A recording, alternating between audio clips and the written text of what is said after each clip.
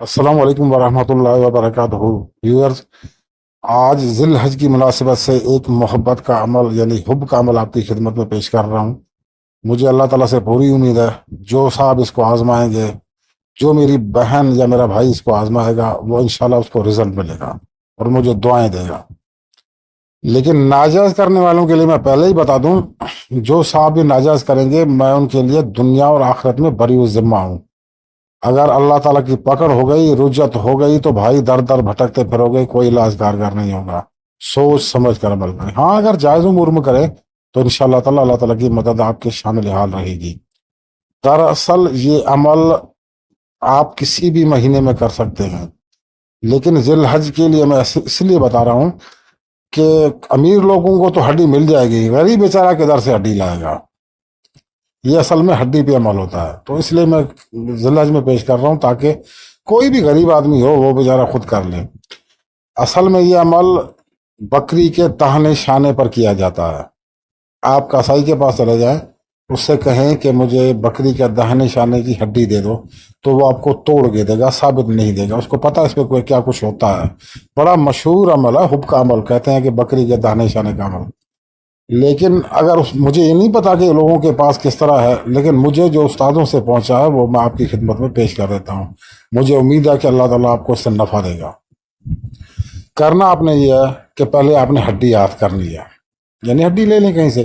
اگر بکری کے دانے شانے کی مل جائے ثابت ہڈی تو بہتر ہے، نہیں تو کوئی بھی ہڈی مل جائے، حلال جانور کی کوئی بھی ہڈی، قربانی کے دنوں میں تو مل جاتی ہے۔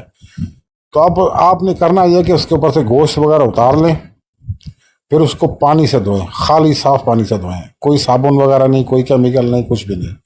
اس کو دھوئیں، پھر اس کو سکھائیں، دھوپ میں رکھ کے سکھائیں، 1-2 دن میں سوکھ جائے گی۔ تو اس کے بعد آپ نے دن دیکھنا، جمعے کا ہو، جمعرات کا ہو، اتوار کا ہو یا پیر کا ہو، تو اور چاند بھی 14ویں تاریخ سے پہلے ہو، یعنی یکم سے لے کر 14 تاریخ تک، اس کے بیچ میں آپ کر سکتے ہیں، اس کے بعد نہیں۔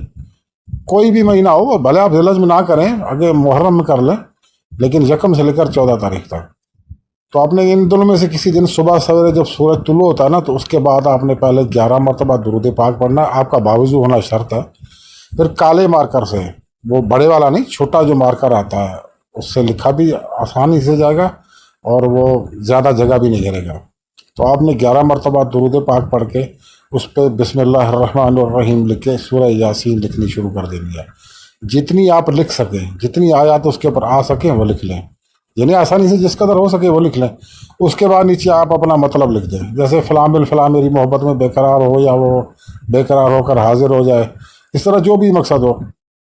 ہاں، اگر کوئی بندہ دوسروں کے لیے لکھ رہا ہے تو اس کے لیے بھائی اس میں اتنی روحانی قوت ہونی چاہیے کہ عمل چل سکے، ورنہ آپ اپنے لیے کریں۔ کوئی اپنے لیے کر سکتا ہے، کوئی حاجت مند ہو وہ اپنے لیے کر سکتا ہے۔ مطلب لکھنے کے بعد آپ 11 مرتبہ پھر درود ابراہیمی پڑھیں، اس کے بعد اللہ تعالیٰ سے دعا کریں کہ یا اللہ میں نے یہ کیا، اللہ تعالیٰ کو پتہ ہے جو آپ کے دل میں ہوگا وہ بتا دے اللہ تعالیٰ کو۔ اس کے بعد آپ میڈیکل اسٹور سے کاٹن کے رول مل جاتے ہیں، آپ نے روئی اس کے اوپر اچھی طرح لپیٹ دینی ہے، اچھی طرح۔ اس کے بعد کسی برتن میں ڈال کے، کسی بھی برتن میں، اسٹیل کا ہو، پیتل کا ہو، تانبے کا ہو، کچھ بھی ہو، آپ برتن میں ڈال کے سوئی گیس کے اوپر، چولہے کے اوپر رکھ کے اس کو نیچے سے دھیمی آگ میں رکھتے، کیونکہ چولہے میں دفن کرنے سے آپ رہے۔ اب وہ دور گیا کہ ہم لوگوں کو بتاتے پھریں بھائی ہم نے چولہے میں دفن کرنا، اب یہ دور ہی نہیں ہے، کہاں سے آئے گا چولہا؟ مٹی کا چولہا کہاں سے آئے گا؟ کچی زمین ہی نہیں ہے۔ تو سوئی گیس پہ اس کو 15 منٹ، 20 منٹ، 1 گھنٹہ، جتنا آپ کر سکیں، لیکن آنچ دھیمی ہونی چاہیے تاکہ وہ جلے نہیں، صرف اس کو ہیٹ پہنچتی رہے، اتنی دھیمی آگ رکھنی ہے، اس سے آپ سمجھ گئے ہوں گے۔ اس کے بعد اس کو برتن سمیت اتار کے رکھ لیں۔ میکسیمم 7 دن آپ کو یہ کرنا پڑے گا اس کو، یعنی کہ 7 دن آپ کو ہیٹ دینی پڑے گی۔ 7 دن کے اندر انشاءاللہ آپ کو رزلٹ مل جائے گا۔ جب آپ کا مطلب کام ہو جائے، مطلب حل ہو جائے، تو اس کے بعد اس ہڈی کو کسی ایسی جگہ دفن کر دیں جہاں کسی کے پاؤں نہ پڑے۔ اگر دفن نہیں کر سکتے تو کسی نہر یا سمندر میں پھینک دیں تاکہ اس کی بے حرمتی نہ ہو۔ میں پھر ریپیٹ کر دیتا ہوں کہ یہ چلتا ہوا عمل ہے، اس کو کوئی ناجائز کرے گا تو اپنے انجام کا ذمہ دار وہ خود ہوگا، باقی کوئی جائز کرے گا تو اللہ تعالیٰ اس کی مدد فرمائے گا۔ جو بھائی اس سے نفع اٹھائیں وہ میرے لیے دعائے خیر کریں، اللہ تعالیٰ کو کامیاب کرے۔ السلام علیکم ورحمۃ اللہ وبرکاتہ۔ اللہ حافظ۔